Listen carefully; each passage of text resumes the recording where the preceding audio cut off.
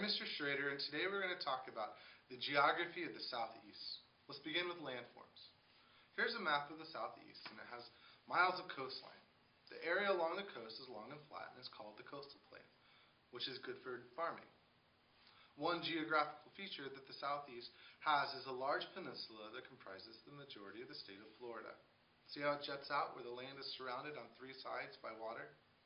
That's called a peninsula.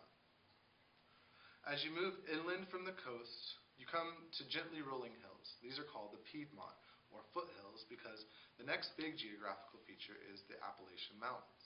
The foothills lead to the Appalachian Mountains. Let's talk about rivers and wetlands. The biggest geographical feature of the Southeast is the abundance of water. The Southeast is next to the Atlantic Ocean, and to the south is the Gulf of Mexico. Those are two very large bodies of water. The second longest river in North America is the Mississippi River, and it runs through the Southeast. It is 2,350 miles from its source, or beginning in Minnesota, to its mouth, or end, in the Gulf of Mexico.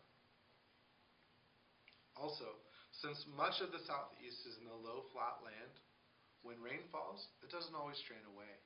This creates a lot of wetlands, or areas where water is always on or close to the surface of the ground. While some have been drained in the past, now we know that they are valuable areas because they act like giant sponges that help control floods. They also act as filters, so when water flows through them, the wetland soils remove pollution from the water. Many plants and animals live in the wetlands. The Okefenokee Swamp is a huge wetland that covers more than 430,000 acres in Georgia, which is more than 660 square miles. This name, which comes from a Native American term meaning trembling ground, refers to the unstable floor of the swamp. This area is home to a lot of animals, including blue herons and alligators. The boundary between the Piedmont region and the coastal plain is called the fall line.